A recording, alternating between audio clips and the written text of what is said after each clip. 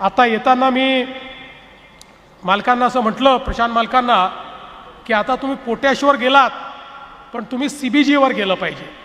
आता नुकतंच देशातला पहिला सहकारी साखर कारखान्यातला CBG प्लॅन्ट हा आपण त्या ठिकाणी माननीय अमित शाह साहेबांच्या हाताने सुरू केला कोल्ह्यांच्या कारखान्यामध्ये.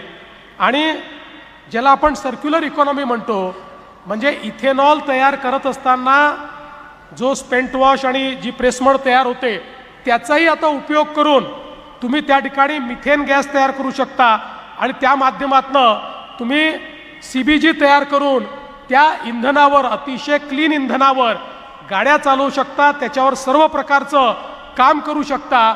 म्हणजे आतापर्यंत ज्या गोष्टी टाकाऊ होत्या त्या सगळ्या गोष्टी आता कारखान्याच्या अर्थव्यवस्थेचा भाग बनू शकतायत. आणि म्हणून अशा प्रकारचा CBGचा प्लॅन्ट हा तुम्ही उभा केला पाहिजे असं मी त्यांना सांगितलं. ते हुशार आहेत.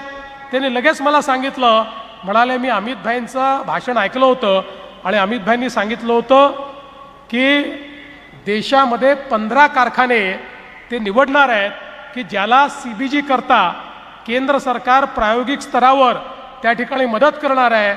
आणि मग लगेच त्यांनी सांगितलं, मग तुम्ही आता पांडुरंगलाही त्याच्यामध्ये सामील करून टाका.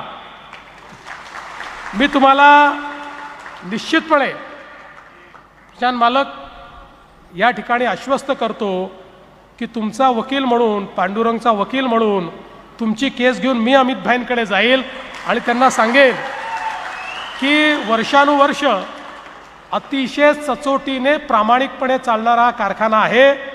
त्यामुळे भारतात जे 15 कारखाने तुम्ही निवडणार आहेत त्यात आमच्या पांडुरंगचाही समावेश तुम्ही करा, अशा प्रकारची भूमिका हे निश्चितपणे त्या ठिकाणी मी मांडेन.